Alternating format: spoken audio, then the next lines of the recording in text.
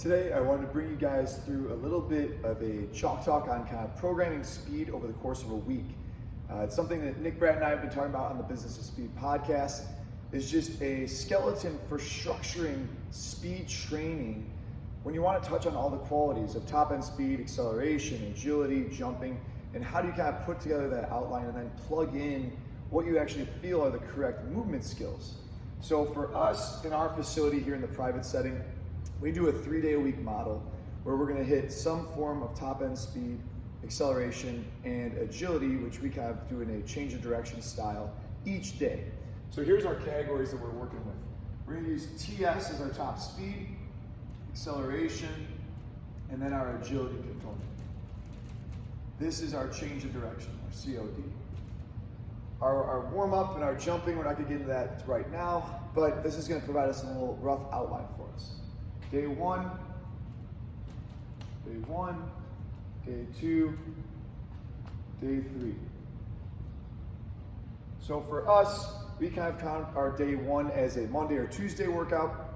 Usually our athletes are coming off of kind of rest time. We found in our setting that it wasn't our best top speed day. We always could get quality acceleration work, but we really weren't getting that output that we wanted our top end speed.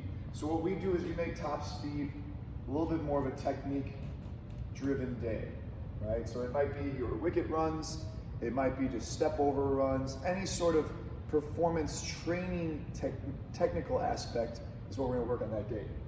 Acceleration. With our technique, we're also gonna get some opportunities for performance on this day. So we might actually get some high quality sprints that we're gonna be timing in the facility. Our change of direction that day is gonna be a lot of unilateral. So what happens then is we're focusing on 90-degree cuts, we're talking about arc running, we're talking about speed cuts, more of that what's in front of us as an athlete, right? We're not worried about kind of lateral, we're not really worried about going retreat skills that day. It's a little bit more of that unilateral change of direction. Early phases, really focusing on deceleration, body control. Later phases, a little bit more chaos involved with it. Day two, this is gonna be our top speed performance day.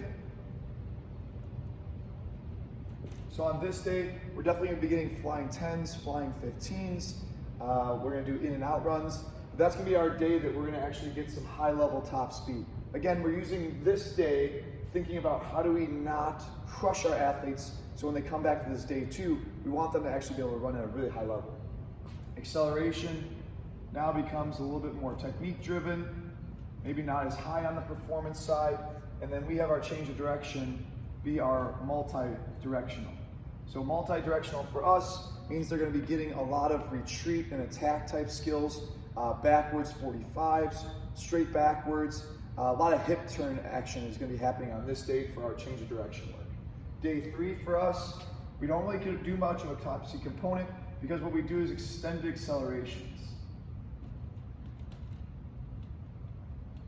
So what that means for us is on the performance day, we might be sprinting at about 15 yards as like our length.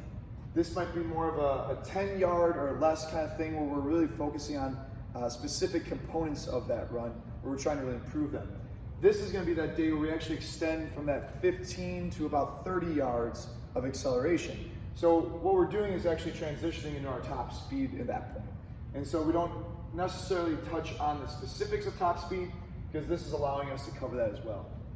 Then our change of direction work is going to be our lateral component. So that's going to be where we're doing a lot more shuffling, crossover to shuffles, 180-degree cuts, kind of different movements like that. This is just our rough skeleton as far as what goes into those training sessions.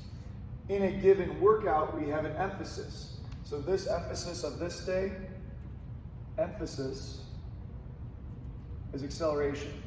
So when we think about like how do we program our reps, sets, everything like that, it's difficult for speed to really say like we're gonna do 3 reps, 4 reps, 5 reps. I've always thought about it more in the style of like a basketball practice. We're gonna spend 8 minutes working on big man work. We're gonna spend 5 minutes going through shell defense. So for us, it's more of what is the kind of component of the day that we're emphasizing. We're gonna spend a little bit more time in that place that day. So if we have an hour-long workout, let's say we have 15 minutes through our movement prep, some of our landings and jump work, then we're going to end up with about 45 minutes for the rest of it, right? And so we can do 15, 15, 15 for each thing, but sometimes we want to spend a little bit more time. So this might end up being like a 10-minute segment right here. This might end up being maybe like a 20-minute segment. This is going to be a 5 to 6 minute segment for that training day. And that would then be kind of how we separate it and kind of decide how many reps and sets we're getting into that. Oftentimes when you're doing your acceleration, you might find that you're trying to use some sort of intervention to really prove what's going on out there, right? And so if you spend a little bit more time on that, the result is it was a really quality day for those athletes, and that's what we're looking for. It's not a specific amount of reps that we need to get to, right? The same thing that goes for top end speed on this day. Emphasis here is top speed. So we might spend 15 to 20 minutes for good top speed efforts. We're gonna need to get full recovery. So we may not be able to get 8, 9 runs in, we might get 4. But we're gonna give them about 3 minutes rest. So all of a sudden we're at, from start to finish, maybe close to 20 minutes of just top speed work. Then we just kind of shorten up what we're dedicating on these other two. This day, because we have this minimal amount of things that we're really trying to work on that day, we're gonna say that each of these is maybe 25 minutes long, and that allows us to get some great high quality reps in there. And then this would be our agility emphasis day. And so our agility terminology implies that there's going to be a little bit more of reactionary components, some strategy to it. And so when we start out with that level 1 of working on deceleration, body awareness, body positions, even in phase 1, we are going to get some sort of reactionary type component going on, whether it's a tag game, whether it's just some sort of tennis ball reaction type game. But we want to see if what we're working on is actually being applied by our athletes in the exact moment that we just worked on it. Because although we'd like to say that our athletes are doing nothing right now, they're just training, we know that they are playing their sports. And if we can get something that we worked on today to be able to stick the next time they compete, that's a huge advantage for us. But for us in our facility, this is how we kind of break up a 1-week kind of training plan as far as the skeleton goes. And then what we'll do now is plan, if this is a 4-week phase, what level are we at as we're starting? Is this our phase 1 programming? Is this our phase 2? Is this our phase 3? The outline, the structure kind of stays the same, but then we're able to plug in what we believe is the appropriate level of exercises for that phase.